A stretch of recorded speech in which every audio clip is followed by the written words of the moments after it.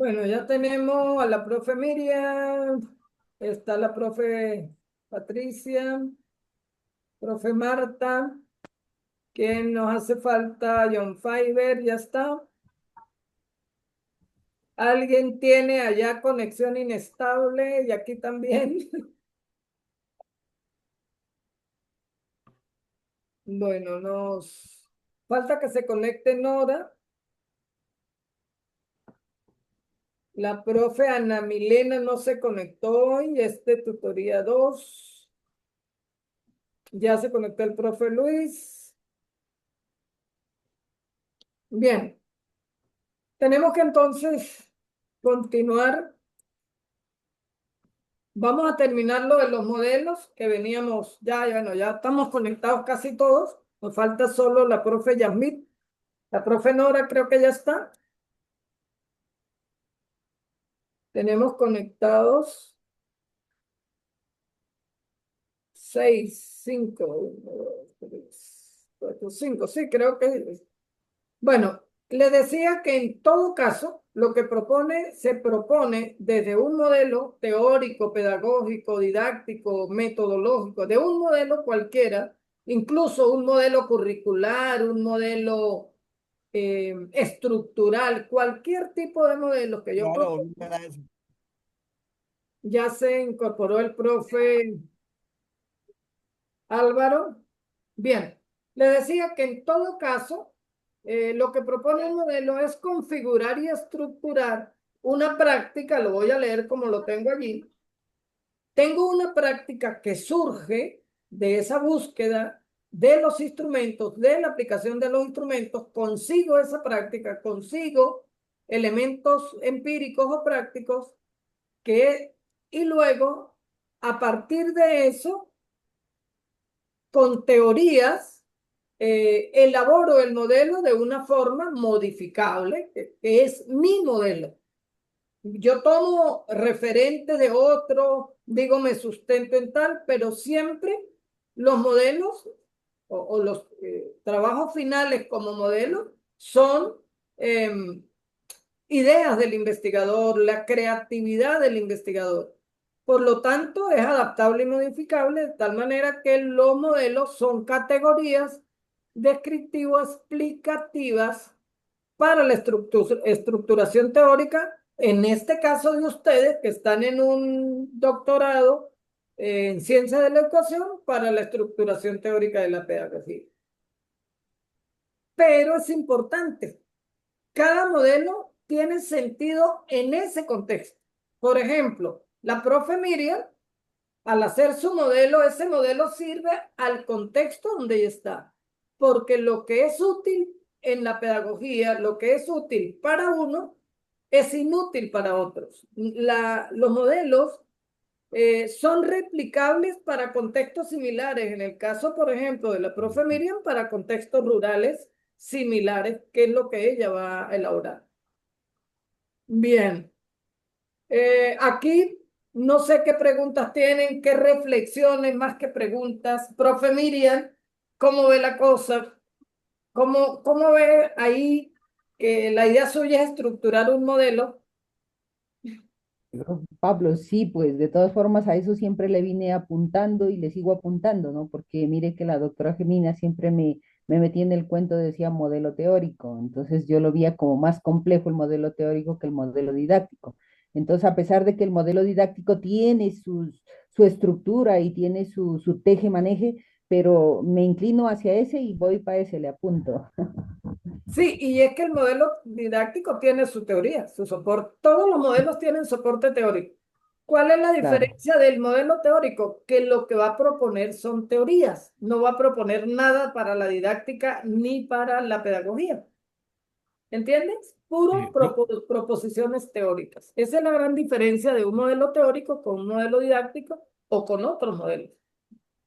Bueno, profe, en mi caso, que el propósito, digamos, central de mi proyecto de investigación es el de generar un modelo cognitivo-conductual para la actualización docente en esos procesos cognitivos que permitan la atención a estudiantes con discapacidad intelectual, pues en un contexto muy particular en la ciudad de Cali.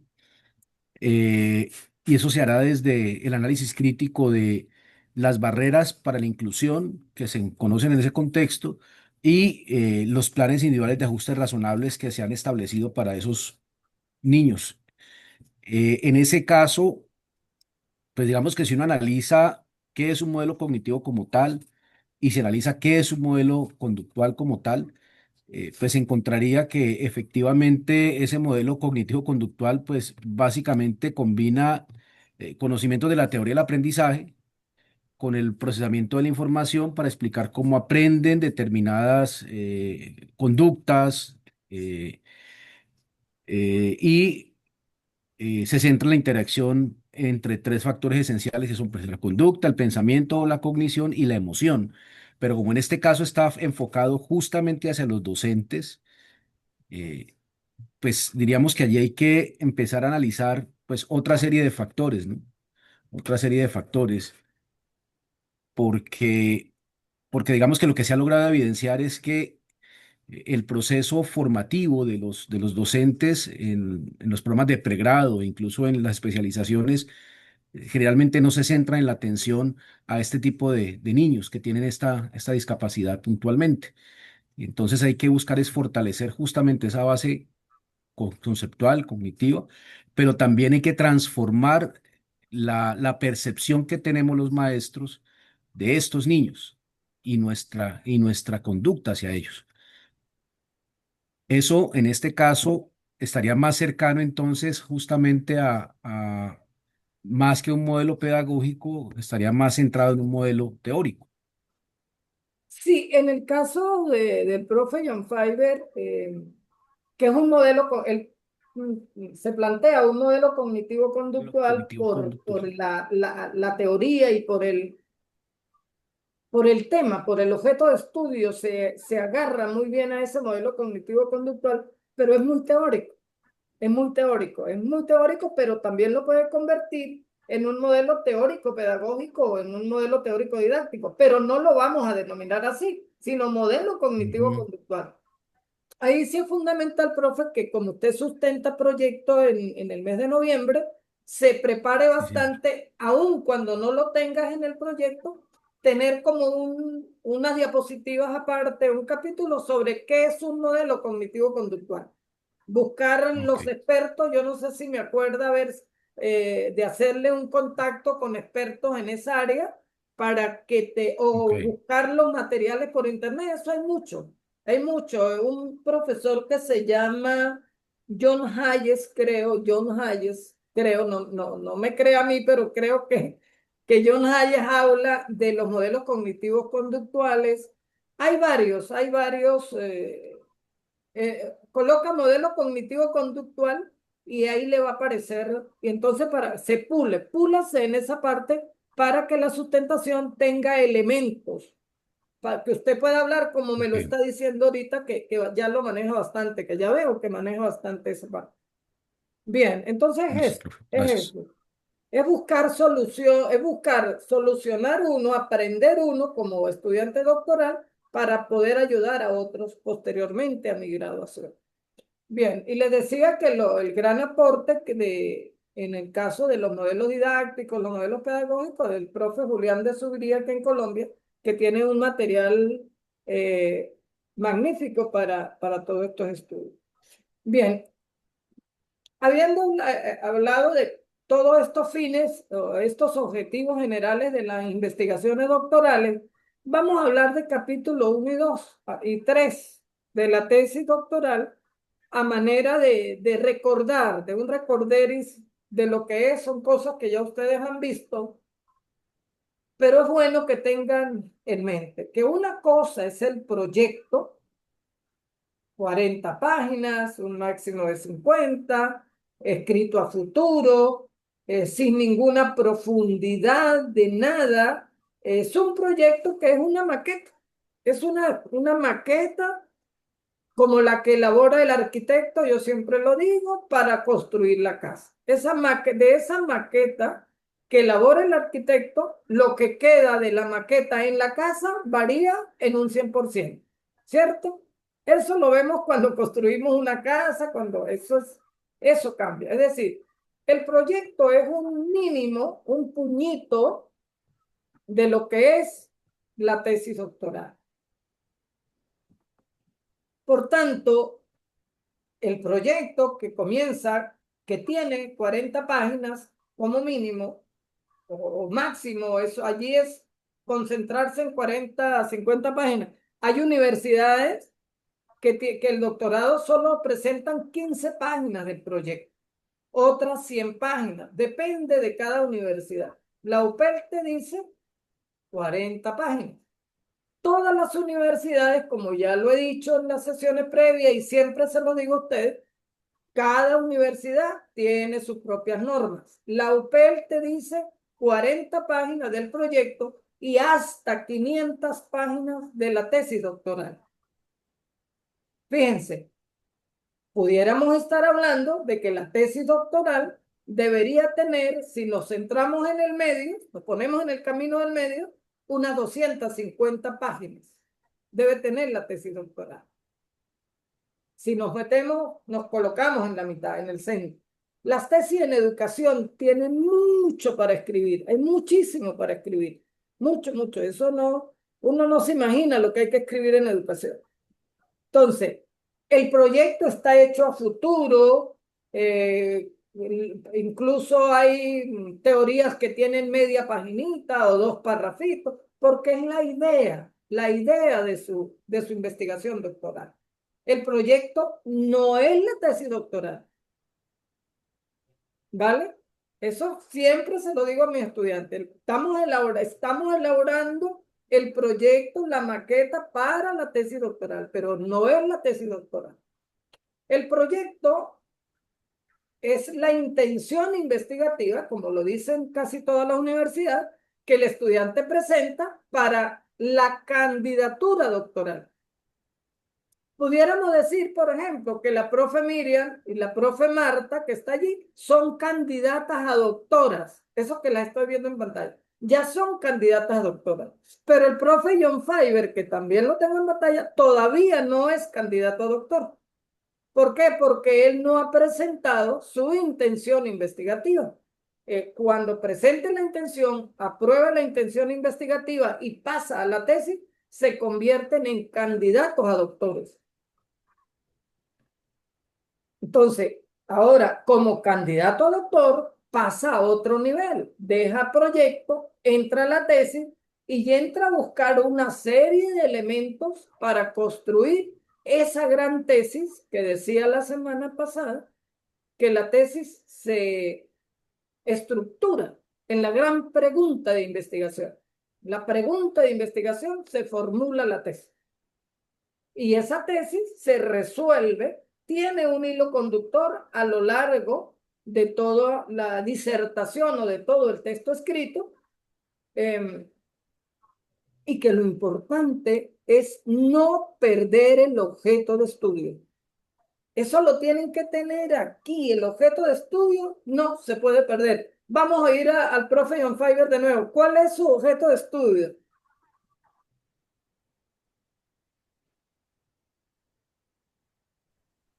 Ya, gracias, profe.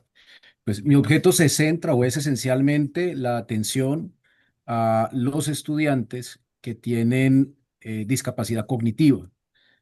Sí, ese es el objeto o el objeto central del estudio. Pero tienes un elemento allí,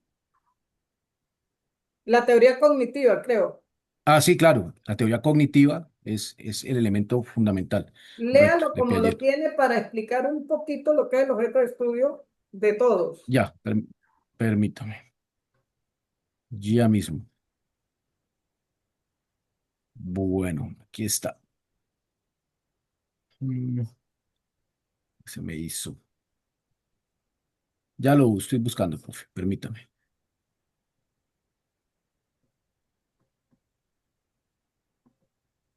Listo. Bueno, entonces la realidad de mi objeto de estudio sería la siguiente.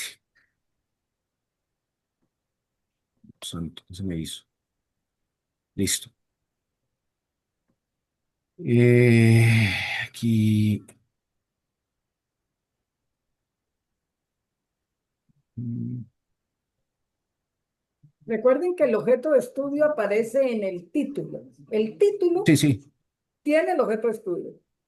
sí, correcto. El título es Actualización docente en procesos cognitivos para la atención a estudiantes con discapacidad Ok, intelectual. listo. Eso es. Actualización docente en proceso cognitivo para atender a los estudiantes con discapacidad Con discapacidad intelectual. intelectual.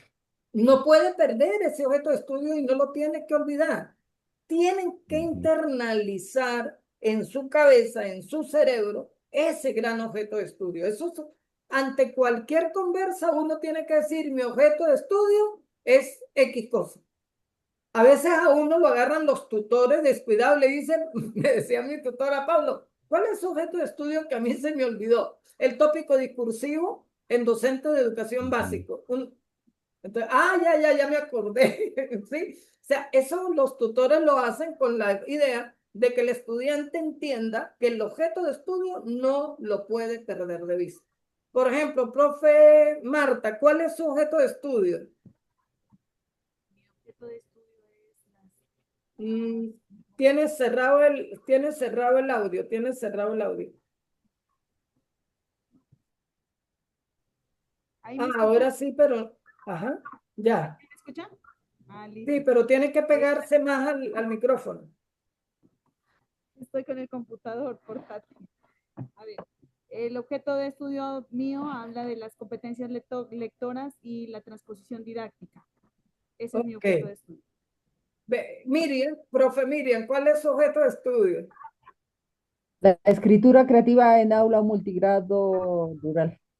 La escritura creativa en aula multigrado. Entonces, ese objeto de estudio no lo podemos perder a lo largo de todo el texto, de todo el texto. Si yo estoy estudiando escritura creativa en contexto multigrado, no puedo estudiar escritura, no puedo mencionar escritura creativa en nivel superior, por ejemplo. No puedo hablar, o sea, no puedo perder el objeto de estudio, no puedo hablar de enseñanza de la escritura porque ese no es el objeto. El objeto es escritura creativa en contexto multigrado. O sea, eso no lo podemos perder. Normalmente pasa que un estudiante que trabaja con la comprensión, por ejemplo, la construcción del significado para la comprensión lectora. El objeto de estudio es eso, la construcción del significado para la comprensión lectora. El objeto de estudio no es la comprensión lectora. ¿Entiendes? Es completo el objeto de estudio. Yo pudiera decir que el profe Fiverr tiene el sujeto de estudio discapacidad intelectual. No, es la formación docente en las teorías cognitivas, creo, para la discapacidad Sí. intelectual. O sea, el objeto de estudio tiene todos los elementos temáticos que surgen alrededor de él. Y no lo podemos perder, porque cuando luego el paso es de caracterizar el objeto de estudio, esa caracterización es el objeto de estudio. No puedo hablar de otra cosa, no me puedo ir por las ramas, no me puedo montar en autobuses. Tengo que montarme en ese objeto de estudio. No lo puedo perder de vista. Y ese gran objeto de estudio me lleva a los grandes fines de la investigación, que son que en la universidad pedagógica eh, son los objetivos o propósitos de la investigación.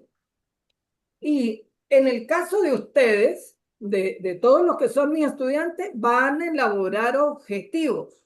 Objetivo, inicialmente yo les había dicho, cambien objetivos a propósito, pero resulta que cuando vamos a las discusiones de las tesis donde soy jurado, tienen objetivos y no tienen propósitos. Yo les digo, no, están muy bien como objetivos, pero quita la palabra propósito porque ahí no hay propósito. No hemos entendido nosotros, los profesores, no ustedes, que escribir propósitos se hace de una manera y escribir objetivos se hace de otra manera. Entonces, ajá. De hecho, profe, estoy tomando un curso sobre diseño de instrumentos de investigación. Justamente estamos en ese profi y nos decía el maestro, el doctor que nos está formando justamente eso. Y precisaba que en la investigación cualitativa sí es pertinente hablar de propósitos, que los objetivos son más para investigaciones de corte cuantitativo, pero que en investigación cualitativa es propósitos. Claro, pero no es cambiar el nombre, de quitar la palabra No, no, no. y poner Obvio, la palabra hay que estructurarlos como realmente un como propósito, y en eso usted propósito. fue bastante enfático, sí, correcto. Entonces, por ejemplo, un propósito de la escritura creativa. Sí, vamos a hablar del objeto de la profe. Mire, un gran propósito sería la escritura creativa en contextos multigrados constituyen un elemento valioso para la formación académica del estudiante, de tal manera que este estudio busca elaborar un modelo pedagógico sobre la temática en cuestión. Eso es un gran propósito. O sea, el propósito no parte de objetivos, perdón, no parte de verbos, De verbo. de un verbo directo, inicial. Sí lo puede tener, pero el propósito es bien amplio, bien explicado. Yo tengo ahorita, estoy asesorando, bueno, estoy ayudando en la tutoría de una tesis de acá del Cauca y wow, los propósitos son súper amplios, bien organizados, están muy bien estructurados como propósito. Pero lo que uno se está consiguiendo en las tesis cuando viene a sustentación es que colocan propósitos, pero en realidad lo que hay ahí son objetivos. Un objetivo. Ok. Entonces hay que tener cuidado con eso. Si escriben propósitos, que sean propósitos. Que el fin de la investigación busque, sea propósitos objetivos, pero bien organizado, bien escrito. Bien, otro O elemento sea, podemos manejar, mi profe, una preguntita. Entonces, por ejemplo, yo le venía diciendo que lo mío sigue siendo objetivos, entonces los dejo como objetivos, pero los sigo sustentando como tal, objetivos. sí, objetivos. Si se les hace cuesta arriba escribir propósitos, déjenlo siempre como objetivo y a lo mejor en un momento de una tutoría redactamos entre los dos, entre estudiante-tutor, redactamos propósitos a ver cómo se ve. Porque también recuerden Disculpe, profe. ustedes, ajá, profe Yasmín, Eh, pues yo, pues yo tuve una mala experiencia con los propósitos, porque yo lo redacté, el profesor me ayudó a redactarlo y todo, y cuando llegamos a la mesa uno, eso fue un gran problema y un gran dilema, porque las profesoras se cerraron a la banda y que no, y que no, y que no. Entonces yo prefiero hacer objetivos también, porque eso va a ser una barrera para poder continuar eso era desde lo el punto de que, vista de ajá, exacto. los jurados. Claro, porque lo que decía hace un momentico, ni siquiera los profesores de la universidad entendemos la diferencia entre un objetivo y un propósito. Yo me acuerdo que Yasmín nos matamos, revisamos, arreglamos. Yo no me puse a discutir con los jurados en ese momento sobre que esos sí eran propósitos bien elaborados para no caer en ese déjà vu de decir, usted dice y yo digo, porque a mí no me gusta eso. Este, nada, pues dejamos objetivos. Pero si yo veo que ya en la tesis doctoral nos quedan muy bien los propósitos, ahí sí lo peleo hasta el final, porque es la tesis, no es el proyecto. Que una cosa es el proyecto y otra cosa es la tesis. Bien, entonces como que tener claro eso. Yo estoy preparando un material con la doctora, amiga mía, la doctora Clara de Bucaramanga, la doctora Coromoto. Estamos preparando un material que va a salir publicado, Dios mediante, el próximo año, sobre los fines de las investigaciones, cuándo se escriben propósitos, cómo se escriben, cómo se organizan, todas esas cosas que ya las voy a empezar a compartir. Ya lo estoy compartiendo con ustedes a nivel teórico, pero estamos haciendo un escrito porque no hay diferencia. Lo poco que uno sabe de propósito y objetivos son por las clases que ha recibido. Yo, gracias a Dios, tuve entre uno de mis grandes profesores, a Miguel Martínez Migueles, quien nos explicó muy bien la diferencia entre propósito y objetivo, y el profe Miguel siempre decía, por ejemplo, que el hecho de que una tesis doctoral tenga estudios estadísticos y sea cualitativa no significa que es cuantitativa, simplemente es Ujú. apoyada en estudios cualitativos. O sea, hay una serie de cosas que uno maneja, pero no aparecen escritas. Estamos buscando y elaborando sobre eso. Bien, Un poco también la justificación, deben ustedes ya a nivel de tesis escribir el gran aporte de ustedes a la comunidad académica. ¿Qué están aportando? ¿Qué le están dejando? Aparte de todo ese palabrerío, lo llamaríamos así, teórico, metodológico, político, todo lo que es una justificación también. ¿Cuál es mi aporte como estudiante doctoral con mi investigación a la comunidad científica, a la comunidad académica? ¿Qué aporte estoy dejando a los profesores de la zona donde trabajo, a los profesores del colegio? ¿Cuál es ese gran aporte? Y algo que es importante, que los antecedentes, las teorías base, los fundamentos teóricos, para esto, el orden en que yo ponga, si primero pongo las teorías base, después los fundamentos teóricos, después los antecedentes, o sea, en esto de la tesis no hay un esquema preestablecido y escrito. Para el proyecto sí, pero para la tesis no. Ustedes pueden incluso los antecedentes a organizar un cuerpo de antecedentes en una gran tabla y ya. Y luego hago un análisis de esos antecedentes desde el punto de vista de para qué me sirven esos estudios en mi trabajo doctoral. Es decir, no hay esquemas preestablecidos. Yo puedo elaborar todo ese cuerpo de antecedentes a nivel de el marco referencial como yo quiera. El todo es que no pierde el objeto de estudio. Eso es Incluso fundamental. se pueden ampliar, perdón, profe, se pueden ampliar esos antecedentes, incluso incluir más de los que se tuvieron en el proyecto. Sí, pudiera, en los antecedentes, de hecho, deben tener a nivel doctoral de la tesis unos 10, que eso es el Ok, estado del arte. Y yo pudiera, sí, por sí. ejemplo, hacer una tablita, antecedente 1, 2, 3, 4, 5, 6, 7, 8, 9, 10, el objetivo del antecedente. Yo no sé si la profe Yasmín se acuerda que a ustedes, la profe Dori les envió a hacer una tabla con los antecedentes. ¿Se acuerda, profe Yasmín? O yo estoy Sí, pelado o fue señor. con otro. No, no, fue con la profesora Doris y ella nos hizo hacer una tabla de seguimiento de los antecedentes a nivel nacional, local, perdón, internacional, nacional y local. Y de ahí partió para hacer lo que fue el marco teórico y pues toda la cuestión de lo que está hablando el profesor. Ve, esos antecedentes en una tablita yo los puedo organizar.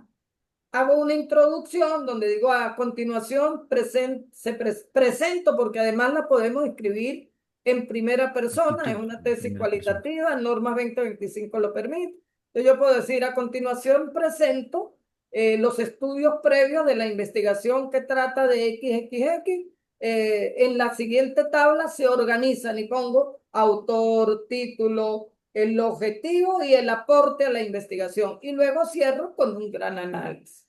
O sea, no hay un esquema preestablecido para la tesis doctoral en cuanto al marco referencial. Marco Profe, teórico, así fue que, perdona, así de esa manera porque nosotros hicimos el marco referencial y el marco teórico. ajá. O sea, a mí me encantaría ver una tesis de mis estudiantes con unos antecedentes en una tabla, bien organizaditos, dándole mayor importancia al para qué de ese estudio a la investigación que yo desarrollo. En tesis, porque una cosa es la tesis y otra cosa es el proyecto. Bien, por lo menos entonces 10 antecedentes organizados como quieran, las teorías base, por lo menos 4 teorías base organizadas como ustedes quieran, y los fundamentos teóricos, los que surjan del objeto de estudio. No necesariamente si el objeto de estudio tiene 3 grandes constructos, solo 3 constructos va a tener los fundamentos teóricos, no. Puede tener 6, 7, 8, 9, 10 constructos, los que surjan que el estudiante considere importantes. Dos aspectos importantes que deben aparecer en los fundamentos teóricos son las prácticas pedagógicas de ese objeto de Ujú. estudio y la formación docente en ese objeto de estudio. Eso es fundamental. Pero son ideas, ¿no? No hay un esquema propio así. Bueno, con esto terminamos. Mañana continuamos con aspectos metodológicos, dando un repasito a lo ya como tesis doctoral. Y hoy me reuní con la profe Nora, mañana, el jueves creo que me reúno con la profe Miriam y la profe Yamit, ¿cierto? Sí, Sí, profe, no hay señor. problema.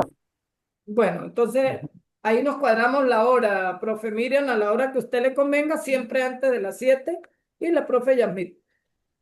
Bien, feliz noche. Mañana continuamos. Si la agenda que tenemos para estos conversatorios grupales termina mañana, pues mañana terminemos. Si termina el jueves, y si el viernes. O sea, yo quiero como tocar todos los elementos y cerrar con el gran aporte del papel del tutor en las investigaciones doctorales, un poco para la formación de ustedes como futuros tutores. Muchas gracias, profe. Listo, muchas gracias, Por profe mi Pablo. escucha. Feliz noche, Bueno, entonces. feliz noche. Seguimos Muchas mañana. Feliz gracias noche para para todos. todos. Gracias, profe, que Hoy esté muy les bien. voy a compartir solo los videos, no les comparto este material porque se los comparto ya con el último para que los tengan todos. Ya tienen el de la Ok, semana pasada. listo, Feliz profe. noche. Muchas gracias, doctor. Gracias, Gracias. gracias. Hasta mañana. Hasta luego, Mañana. que estén